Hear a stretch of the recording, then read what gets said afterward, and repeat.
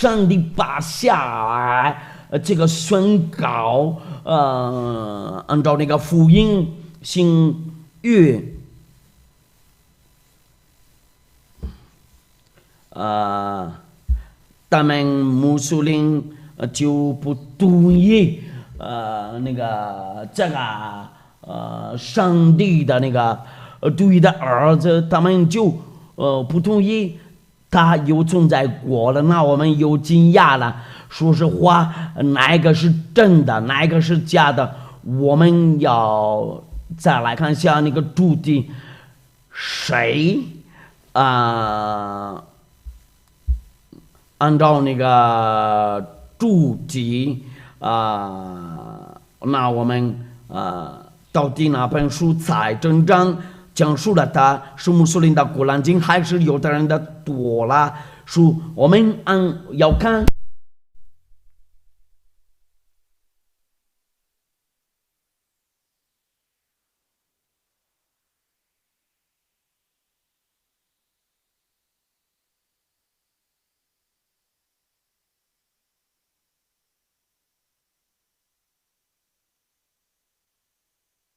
那个耶稣，或者是去，或者是有的人问我们呢，你们是不是基督的？那我们不是基督的，因为有很多人把改成了这个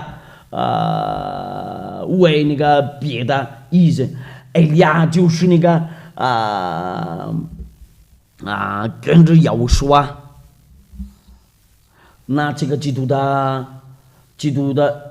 词语就被弄坏了，那我们不用这个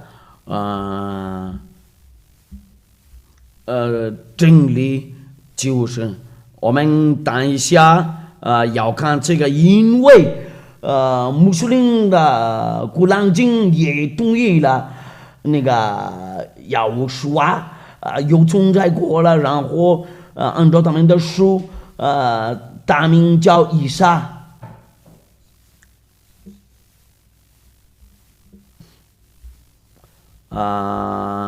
已经我们再加个那个证明呢，然后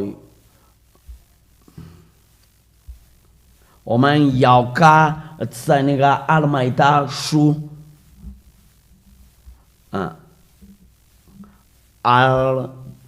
怎么写着？阿拉麦达第44章，我们要看一下。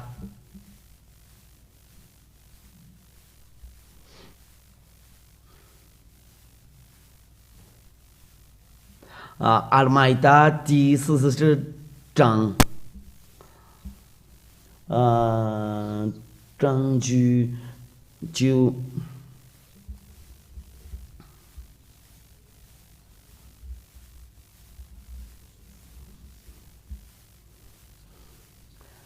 那这里他们怎么说呢？这个多拉上就有那个安拉的那个身份就在里面。那按照这个书就是那个多拉是安拉的，是不是安拉的还是亚亚瓦的？那我们有这个问题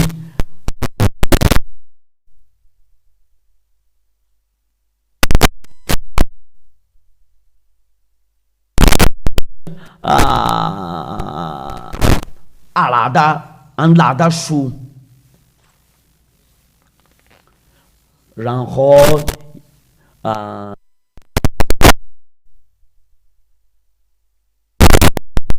到这里结束了。在这里就是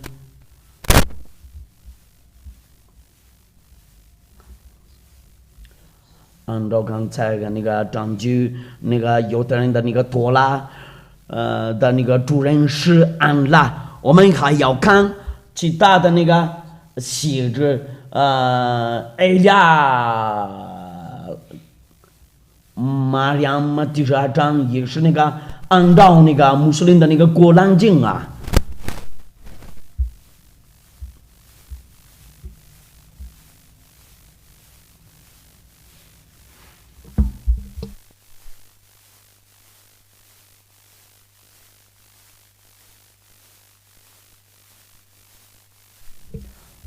马利亚姆第12章。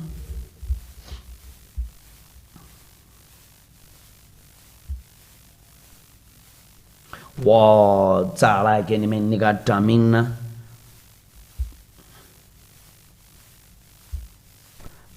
结束呀。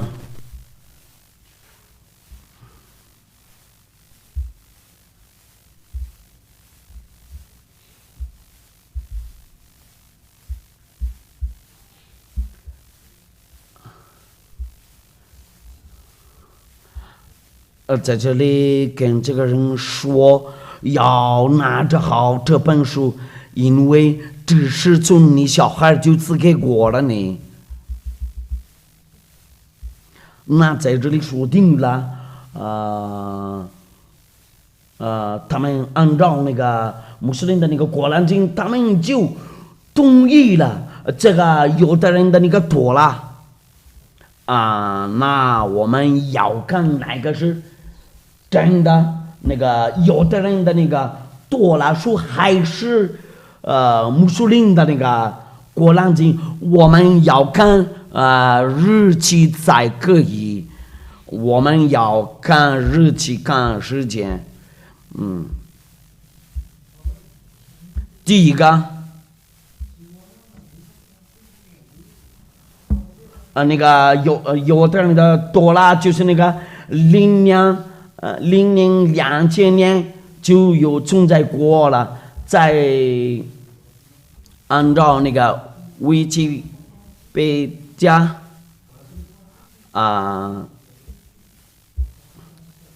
就我们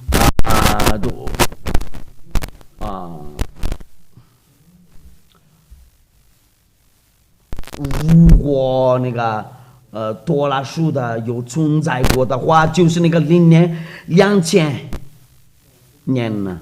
我们要看一下这个多拉书的那个故事。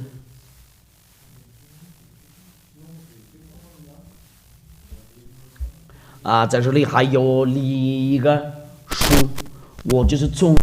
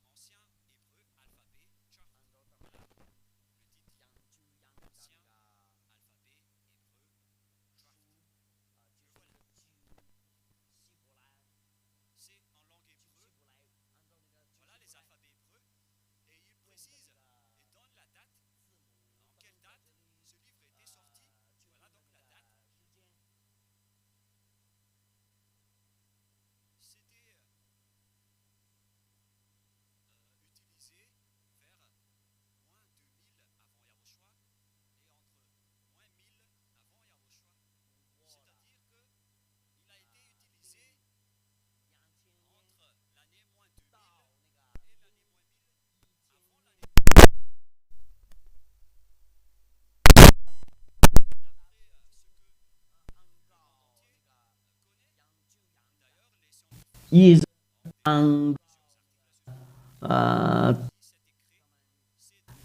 就养的书，这年就有存在过了。第一就是那个第3页书，就是那个0年400年，就是0年1000年到400年那个第2页的那个书。犹太人的那个多拉书就是那个存在过了。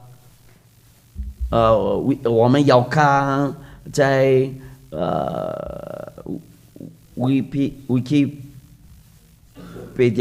什么时间赐给我这个？我们要看一下 qui andang nega dont du Sefer Torah 就是那个多拉书。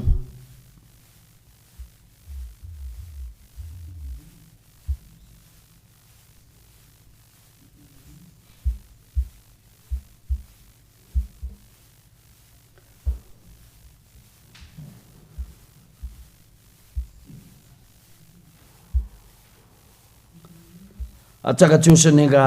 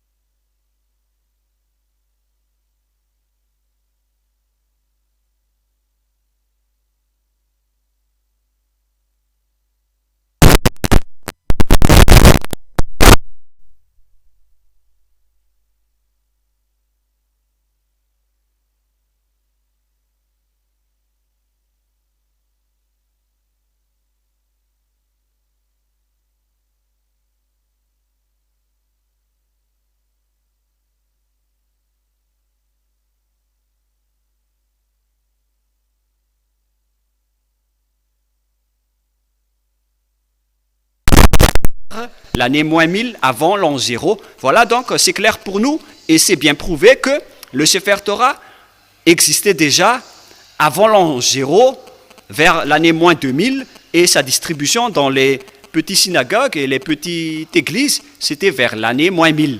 Donc c'est incontestable, il est déjà un livre ancien. Et maintenant nous allons voir concernant le Coran de l'islam.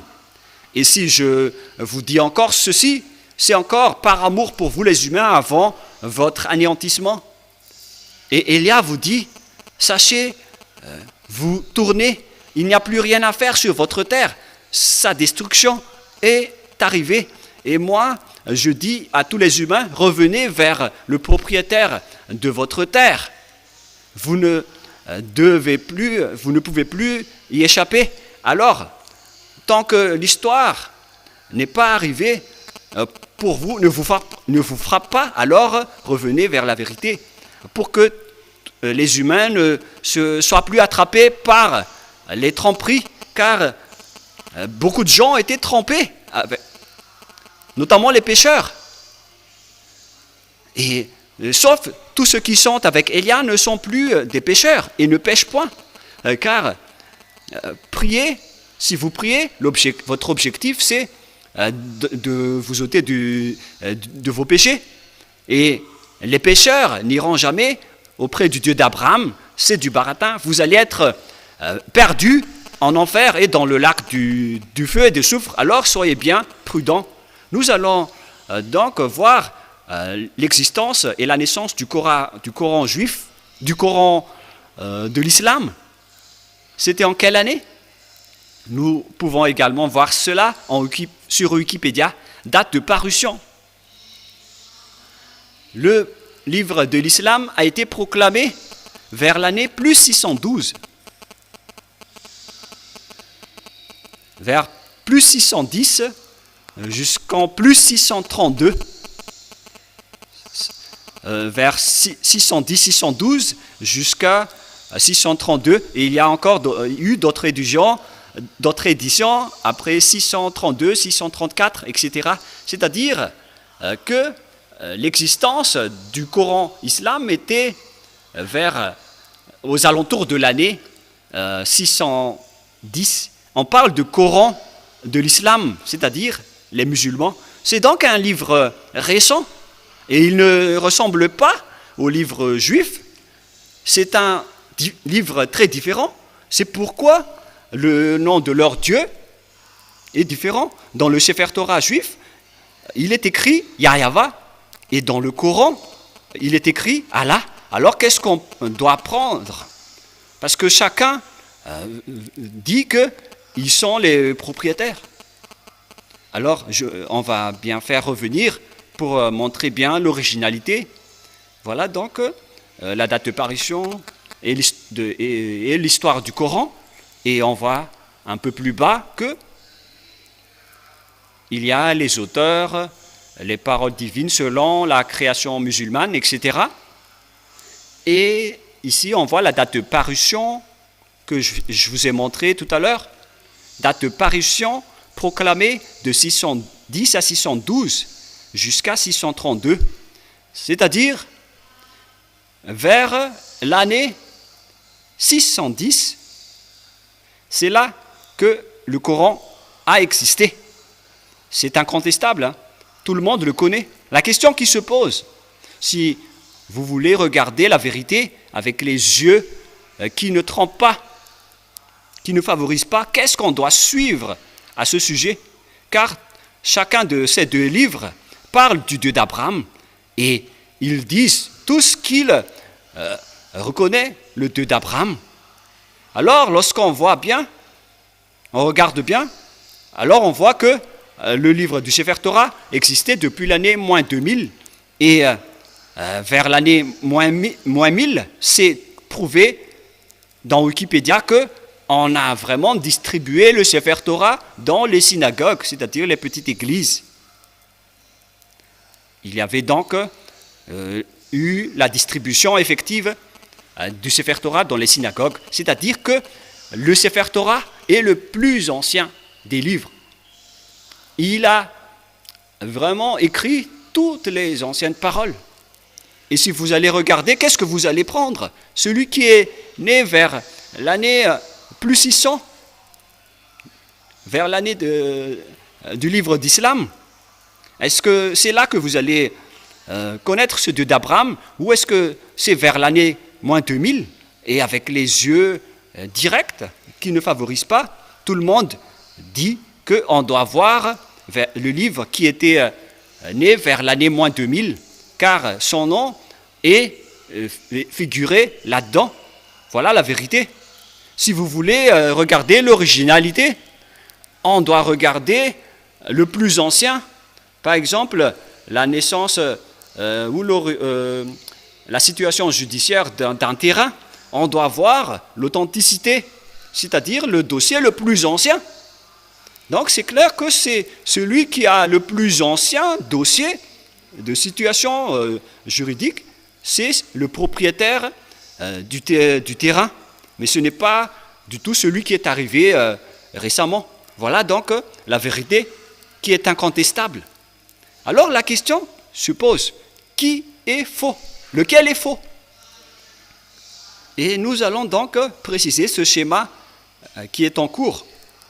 Qui a écrit le livre du Sefer Torah d'abord? Car nous voyons bien tous que celui qui a écrit le Coran, ce sont les Arabes. Mais celui qui a écrit le Sefer Torah juif, c'est Moshe. C'est Moshe qui l'a écrit. Et c'est ça ce qu'on va voir. Est-ce que le Coran reconnaît l'existence de Moshe? Voilà ce que nous allons voir.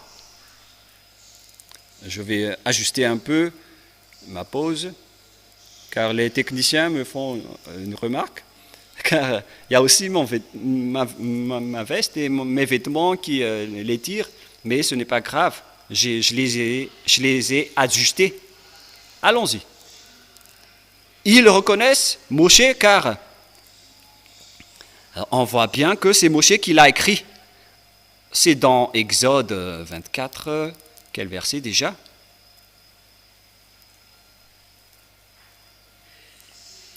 Nous allons lire d'abord Wikipédia. Nous allons voir dans Wikipédia le livre de la Genèse. Nous allons lire ceci. Le livre de la Genèse sur Wikipédia. D'après les chercheurs et les scientifiques mondiaux, ils ont sorti cette déclaration. Qui a écrit le livre de la Genèse ainsi que l'Exode, etc. Et ils confirment ici le livre de la Genèse. C'est le premier livre de la Bible, c'est-à-dire le Sefer Torah. Le Bible, c'est une appellation récente, mais anciennement, l'appellation juif, l'appellation juif, c'est le Sefer Torah. Mais ce sont les autres nations qui ont inventé le nom de la Bible. On voit donc le Sefer Bereshit, le commencement, ou la Genèse. Auteur traditionnel, l'auteur donc c'est bien précisé que c'est Moïse. Et selon donc les autres confirmations, il y a un ou plusieurs auteurs anonymes.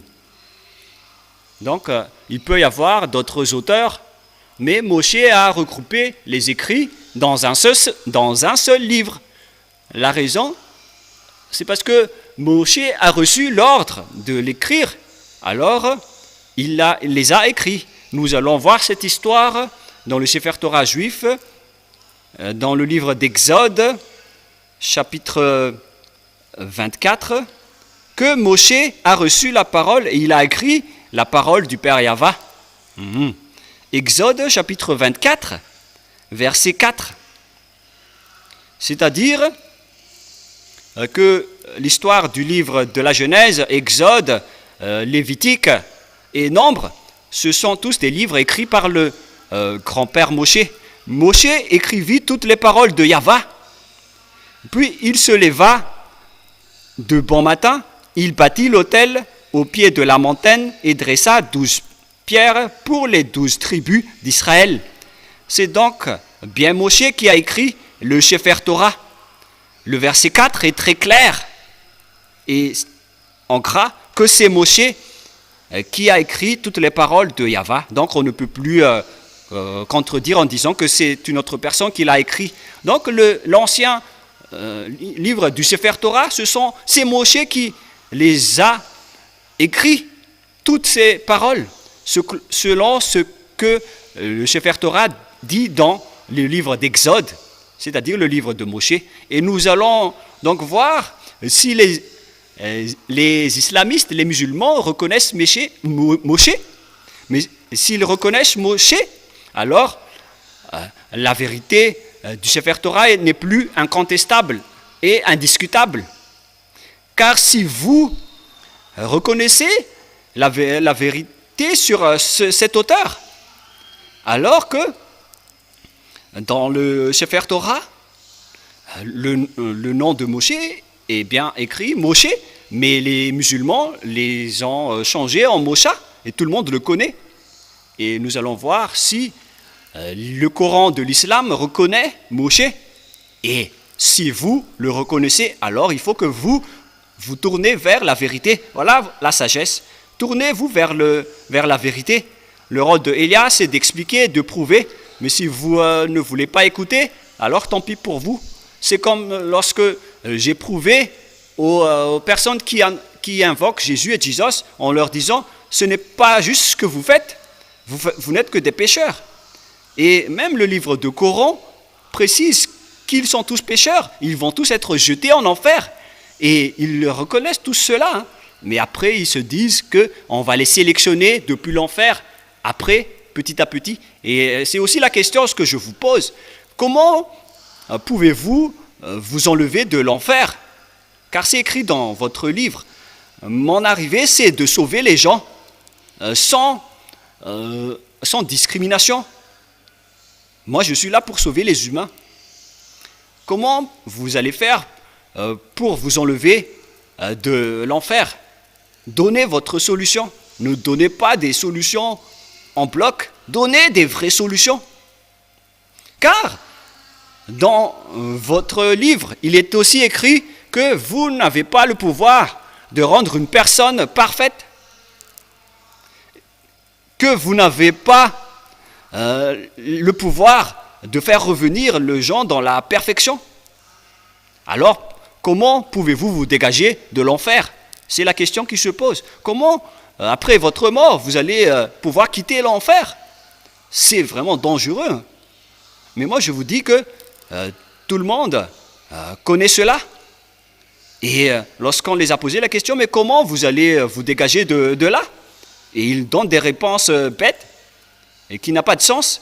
Car c'est clair que si vous êtes jeté en enfer, c'est-à-dire que vous êtes méchant, vous êtes puni. Tous les adultères, tous les voleurs, tous les idolâtres sont directement jetés en enfer. Alors comment pouvez-vous vous dégager de là? Mais selon le livre du Sefer Torah juif, tous ceux qui sont jetés là-bas ne pourront plus y échapper. Personne ne peut en échapper. Alors on va voir maintenant, est-ce que le Coran reconnaît Moshe ou Moïse? Moïse, pour les catholiques romains et les protestants, disent Moshe, et dans le Sefer Torah, Moshe, et dans le Coran, c'est Moshe, mais c'est le même. Et nous allons voir cette parole. Est-ce qu'ils reconnaissent tout d'abord les prophètes, le Coran? Nous allons lire ça en premier, et nous allons voir que les musulmans reconnaissent les prophètes dans le livre d'Al-Baqarah 39. Al-Baqarah 39.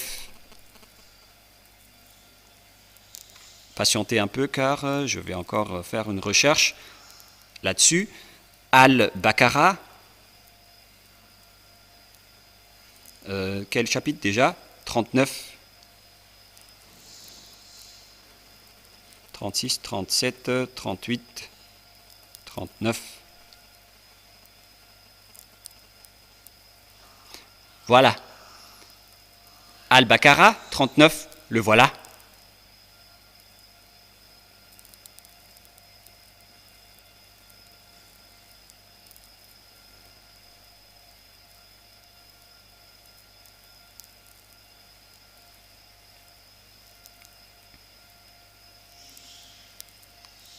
C'est où déjà? Voilà, le messager.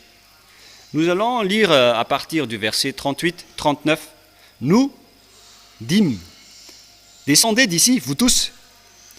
Toute le fois que je vais vous enverrer un guide, lorsque je vais vous envoyer des guides qui vont vous guider, ceux qui le suivront n'auront rien à craindre et ne seront point affligés. Tous ceux qui vont le suivre n'auront pas de terreur et n'ont pas de peur. Et verset 39. Et celui qui ne croit pas à nos messagers, et quiconque ne croit pas à nos messagers, c'est-à-dire leurs prophètes, et traite de mensonges nos révélations,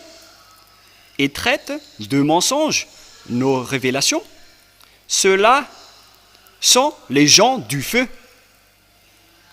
Celui qui contredisent les prophètes, ce sont les gens du feu, où ils demeureront éternellement.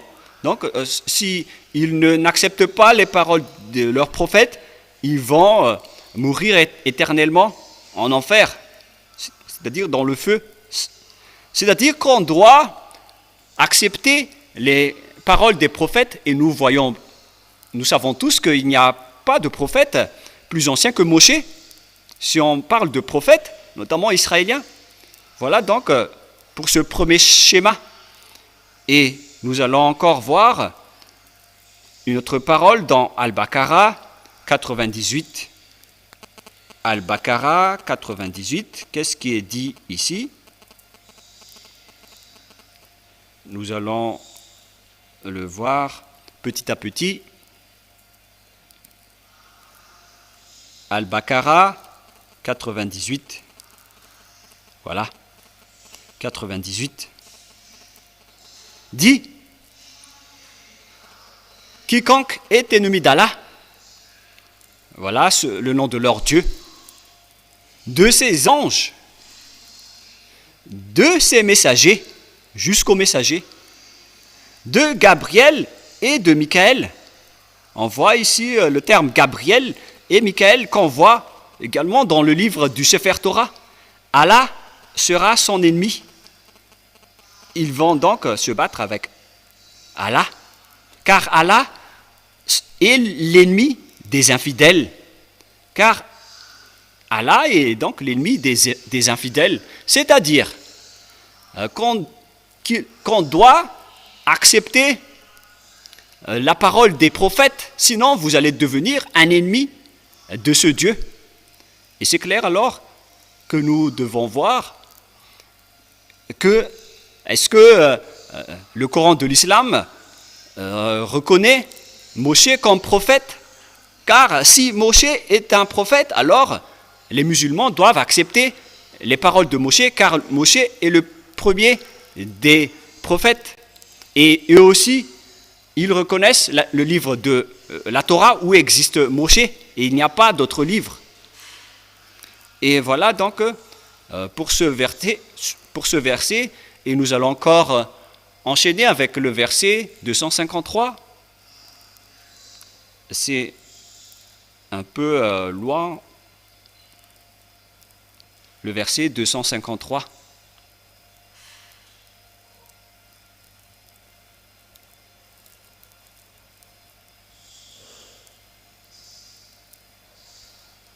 Nous allons remonter un peu, nous sommes allés un peu trop loin. J'ai dit 200 et combien déjà ?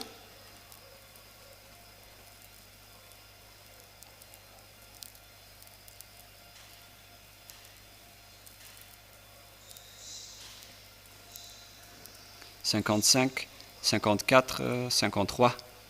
Voilà. Écoutez bien ceci.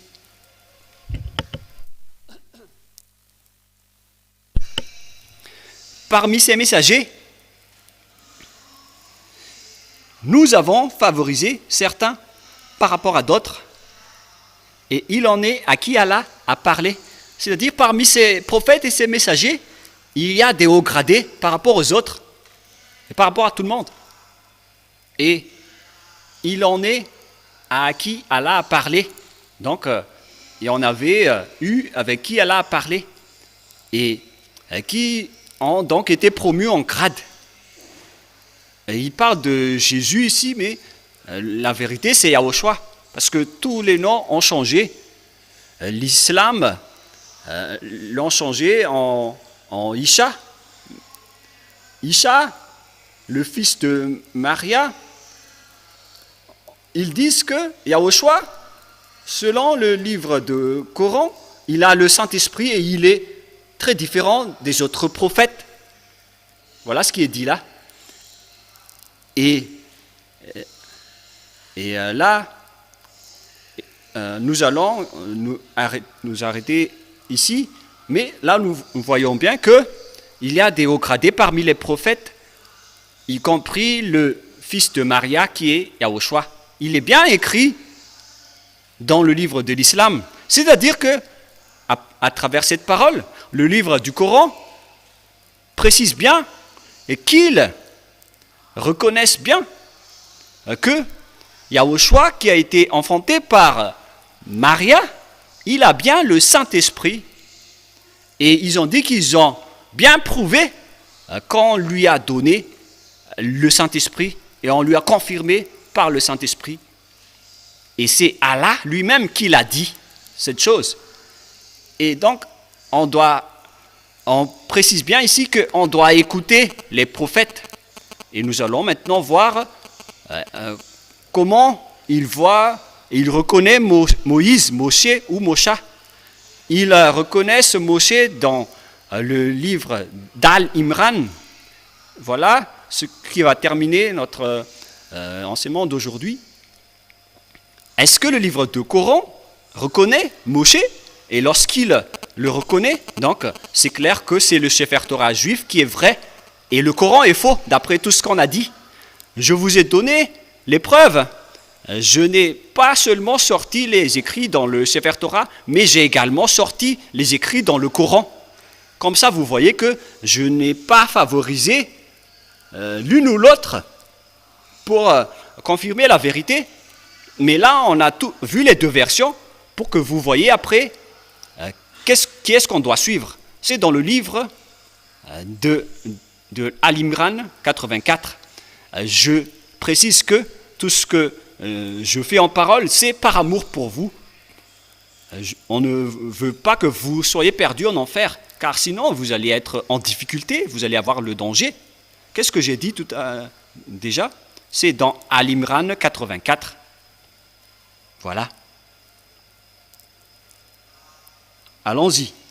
Dis Al-Imran 84. Nous croyons en Allah. Ils croient en Allah. Pour tous ceux qui ont été descendus parmi eux, parmi les musulmans, à ce qu'on a fait descendre sur Abraham, en Ismaël, en Isaac, et vous voyez bien que tout cela figure dans le livre du Sefer Torah, en Jacob et leurs tribus. Nous savons bien que Jacob figure dans le livre du Sefer Torah juif, et à ce qui a été apporté à Moïse. C'est bien clair ici que Moïse, c'est le porte-parole du prophète Yahushua, mais pas Jésus. On va le dire directement. Et au prophète de la part du Seigneur. Ici donc, il est bien précisé que tous les musulmans croient à tous les prophètes jusqu'à Yahushua qu'ils appellent Isha. Depuis Moshe, ils reconnaissent, mais ils l'appellent Mosha, ils reconnaissent ce prophète. C'est clair alors que l'islam ne peut pas s'opposer à l'existence de Moshe. Cette parole est injuste, c'est horizontalement fausse et contestée. Élia n'a rien inventé, c'est dans votre livre. Il s'agit d'un salut. Le danger arrive sur votre terre. C'est le devoir de Élia de vous sauver. Si vous ne voulez pas être sauvé, tant pis pour vous. Vous avez maintenant écouté la vérité et moi j'espère que vous allez être sauvés. Nous allons aussi voir la parole suivante dans le livre de Mariam 51. Mariam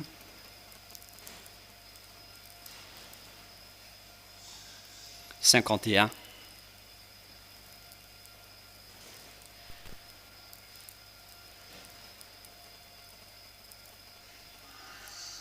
Mariam 51.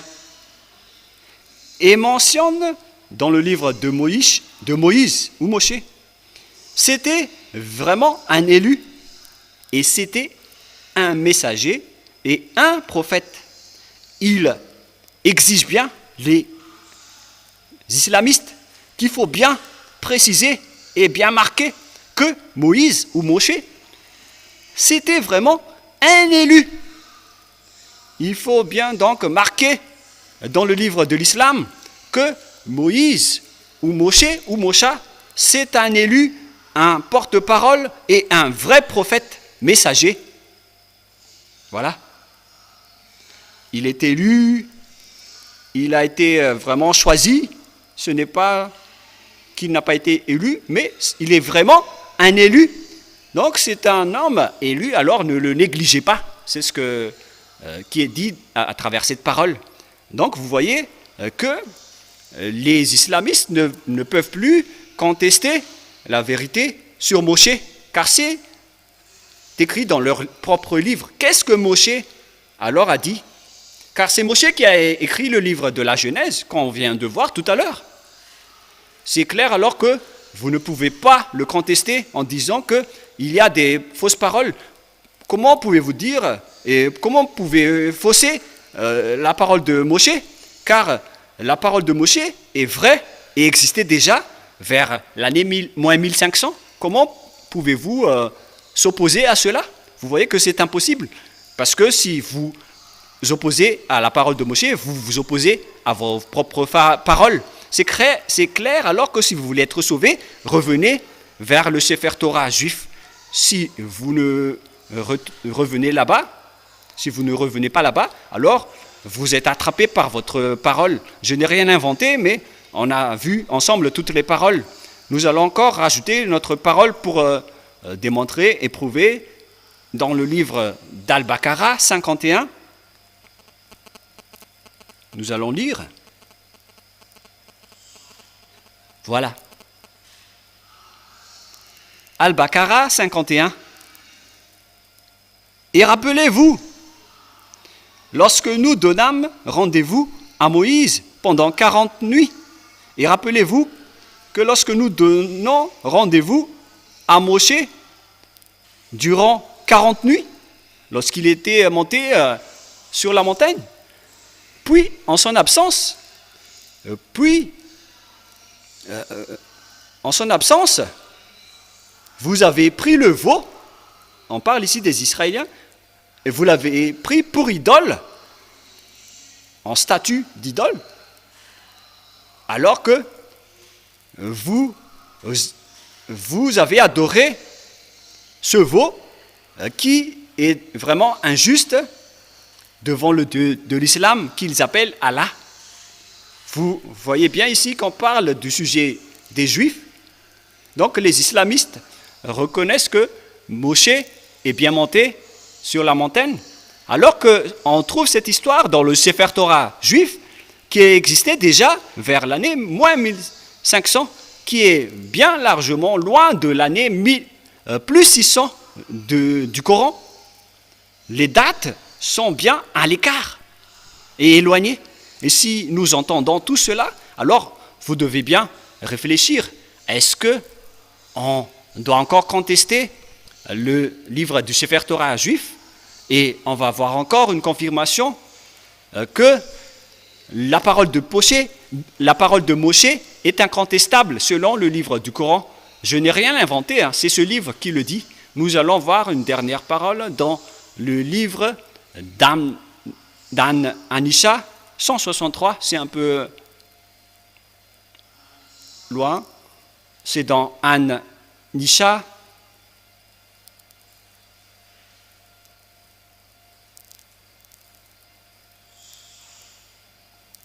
162. C'est 160 et combien?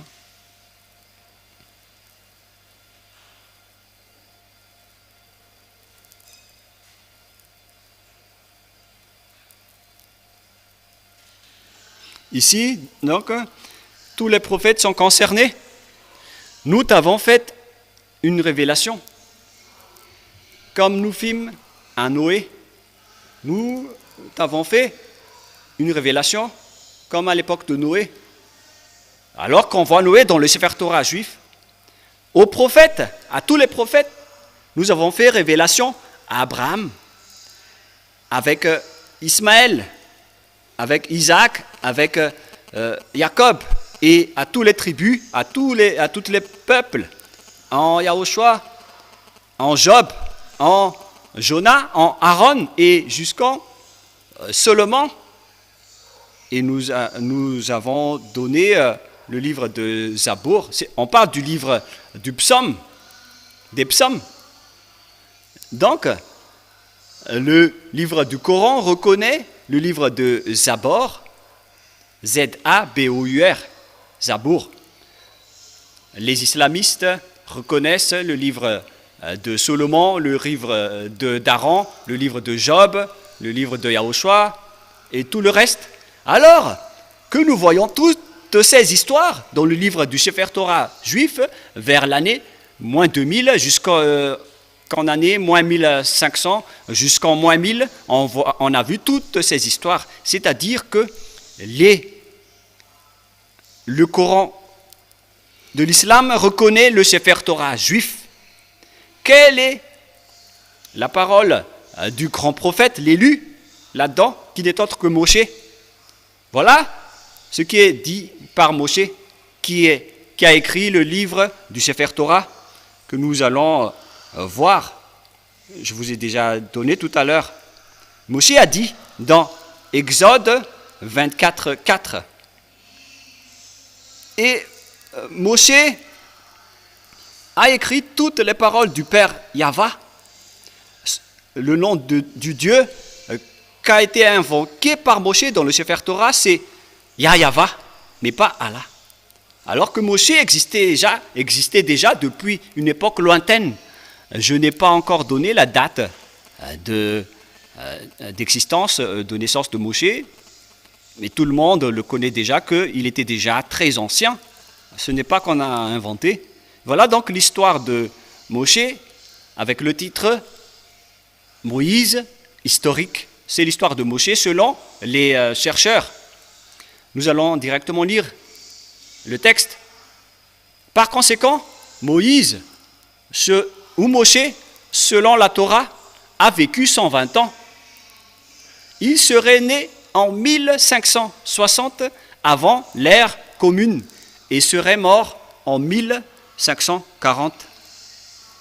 C'est-à-dire que Moshe était né vers l'année moins 1500, d'après l'histoire des penseurs et des chercheurs.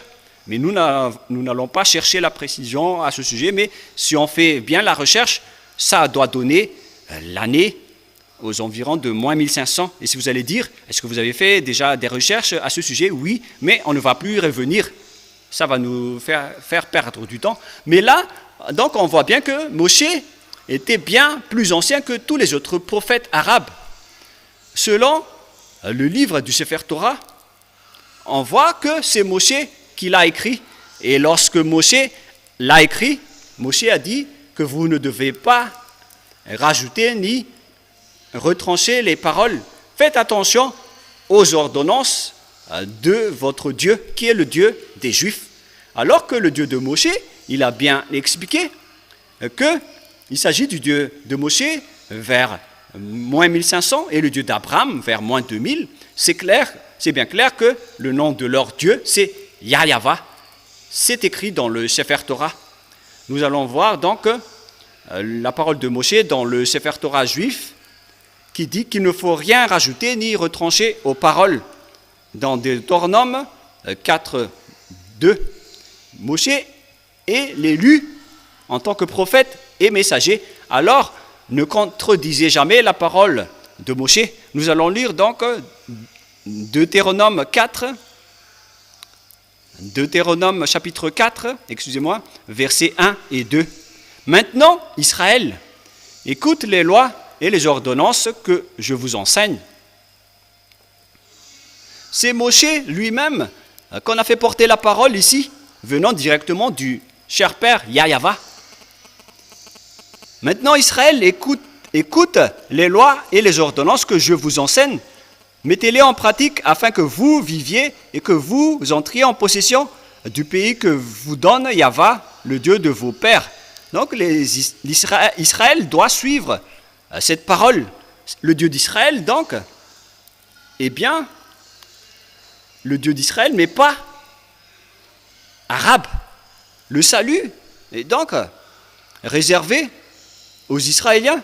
Et si vous voulez être sauvés, alors rapprochez-vous du Dieu d'Abraham qui est écrit dans le livre juif qui a été écrit par Moshe.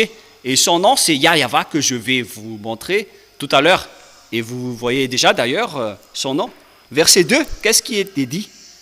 Vous n'ajouterez rien à ce que je vous prescris selon le Dieu d'Abraham. Le Dieu d'Abraham qui a discuté avec Moshe et qui l'a ordonné.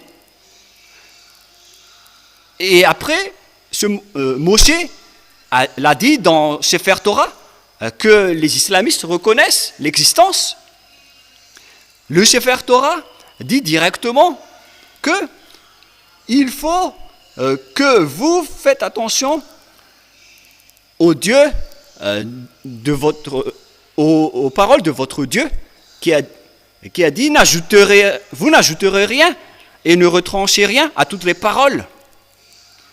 Donc, tous les livres écrits par Moshe depuis la Genèse, car il les a programmés du début jusqu'à la fin, jusqu'au Deutéronome. Tout ce que Moshe a dit est bien direct et droite. Il ne faut pas ajouter ni retrancher. Donc, vous ne pouvez pas dire que c'est un livre ancien qu'on ne doit plus l'écouter, que c'est un livre ancien et obsolète qui n'est plus vrai. C'est interdit. Selon ce que Moshe a écrit dans le livre du Sefer Torah juif, il a bien dit que tout ce qui en contredit le livre du Sefer Torah juif, vous êtes coupable devant ce Dieu qui a dit qu'il ne faut pas changer la parole. Alors là, vous voyez qui a fait l'erreur. Nous avons tous vu, nous avons tous écouté. Alors, vous pouvez voir qui a l'erreur à ce moment-là. Mais là on voit bien que celui qui a opposé au Sefer Torah juif est fautif, car Moshe a dit que on ne peut pas contester, ni rajouter, ni retrancher les paroles dedans, car ce sont les ordonnances de Dieu qui a envoyé Moshe depuis 1500. Il est le plus ancien des prophètes qui a écrit le Sefer Torah, et ce prophète a dit ne ajoutez rien à mes paroles et ne retranchez rien à mes paroles selon le Dieu d'Abraham, sinon vous allez être en conflit avec moi. Et alors c'est interdit de faire cela, alors que chacun réfléchisse à ce sujet. Et je confirme encore la parole de Moshe. Moshe a également dit qu'il faut seulement et uniquement écouter les prophètes israéliens. Et donc que chacun réfléchisse avec ce qui se passe sur cette terre. Prenez votre décision pour vous qui voulez être sauvés. Rapprochez-vous du Dieu d'Abraham qui a envoyé Moshe. Son nom c'est Yahava, et revenez dans le Sefer Torah juif. Voilà la sagesse. Voilà ce que a dit le Dieu de Moshe dans Deutéronome 18:15. C'est un prophète venant de toi, venant de tes frères, que le Dieu Yahava va faire monter. Et à présent, les Israéliens écoutaient les paroles et les ordonnances. Cette parole se tourne vers les Israéliens. Le Dieu des Israéliens, il a dit que vous devez écouter les prophètes israéliens. On ne doit pas écouter les autres prophètes à part les prophètes israéliens. Si vous écoutez d'autres prophètes non israéliens, alors ce n'est pas juste. C'est Moshe qui a dit cela, c'est Moshe qui s'est opposé à cela, car c'est le Dieu de Moshe qui l'a dit. Et c'est le prophète du Dieu de Moshe, Yahava, qui a dit que vous devez écouter les prophètes israéliens. Et pour terminer, nous allons lire le verset 18 et 19. Deutéronome 18, 19. Je leur susciterai du milieu de leurs frères un prophète comme toi. Je mettrai mes paroles dans sa bouche et il leur dira tout ce que je lui commanderai. Et si quelqu'un n'écoute pas mes paroles, qu'il dira en mon nom, c'est moi qui lui en demanderai compte. C'est le Dieu d'Abraham qui a déclaré que tous ceux qui n'écoutent pas mes paroles, je vais les juger. Et quelle est sa parole? Il faut seulement et uniquement écouter les prophètes israéliens. S'ils ne sont pas israéliens, alors ce n'est pas correct. C'est le Dieu d'Abraham qui a dit qu'il faut écouter les prophètes israéliens. Et c'est le Dieu d'Abraham qui dit cela. Et le Coran reconnaît bien que Moshe est vrai. Il est bien l'élu, il est le messager, il est le prophète. Donc si vous contestez Moshe, alors le Dieu d'Abraham va vous juger. Et le nom du Dieu d'Abraham, c'est Yahava. On va le lire dans le livre d'Exode. Et voilà ce que nous allons terminer avec ceci. Alors, réfléchissez bien, car c'est un grand salut. Nous sommes là pour vous sauver. Le sage voit le danger et fuit, mais le fou avance. Le sage voit le danger et le fuit, mais le fou avance et le regrette. Yahva, c'est le guerrier. Son nom, c'est Yahva. Et au début, c'est écrit Yah, mais après, c'est Yahva. Donc, son nom qui est écrit dans le Sefer Torah, c'est Yahva. Nous avons le Sefer Torah, nous pouvons le sortir ici. Pour terminer, Exode 15, 2.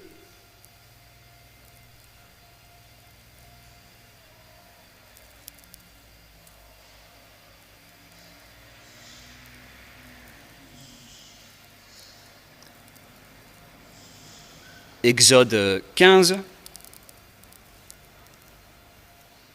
Voilà. Exode 15, 2. C'est écrit en hébreu. ici, en hébreu, Avziv Zimrat Yah. Donc le nom de Dieu, c'est Yah. Vali, Lishua, Elmla, Elmi, Elohei, Varuminu. C'est Yah, son nom au début. Et deuxièmement, Yava Ishmishma Shama Yavashmo. En fait, ils n'ont pas complété l'écriture, mais ça veut dire Yava. Je l'ai déjà enseigné. Et là, on va basculer vers la langue, l'autre langage, car là, c'est en hébreu. Exode 15, 3. Yava est un vaillant guerrier. Yava est son nom. Et donc, le nom du Dieu d'Abraham que Moshe a invoqué, qui est écrit dans le Sefer Torah juif, que le Coran reconnaît, qui existait vers moins 2000 et moins 1500. Et le nom de ce Dieu d'Abraham et de Moshe, c'est Yahva. Et si vous ne suivez pas cela, alors sachez que vous avez fait une grosse erreur. Si vous mourrez dans ce sens-là, vous irez en enfer. Alors réfléchissez à la parole que je vous ai donnée, c'est de l'amour. C'est la preuve de toutes les paroles. Le sage voit le danger et le fuit, mais le fou avance et le regrette. J'espère que tous ceux qui m'ont écouté vont se tourner vers la vérité, vers le Dieu d'Abraham, vers le Dieu de Moshe qui est incontestable. Suivez Yahva, suivez Yahushua, suivez le nom du Dieu d'Abraham dans le Sefer Torah juif qui est la vérité. Prions ensemble. Merci infiniment Père Yahva pour toute cette parole. J'ai fait connaître à tout le monde entier ta vérité. Je les ai donné les preuves. Je les ai montré ta vérité et l'erreur que les gens ont fait jusqu'à maintenant. Élia te demande que tu ouvres la raison des gens pour qu'ils se repentissent et pour être guéris. Montre-nous ta gloire et ta bonté, Père Yahva, car c'est le moment de donner la vérité. C'est le dernier moment, la dernière heure, pour faire tourner la raison des gens, pour qu'ils se tournent vers toi. Le sage voit le danger et se cache, mais le fou avance et le regrette. Père Yahva, gloire éternelle à toi. Et on doit faire revenir auprès de toi ta gloire. On va faire revenir vers toi ton respect et ta vérité. Voilà la mission de Élia. Gloire éternelle pour toi, Père Yahva. Au nom de toi, Yahushua. Alléluia, Amen. Je vous souhaite d'être béni par Yahushua et à notre prochaine réunion. Au revoir tout le monde.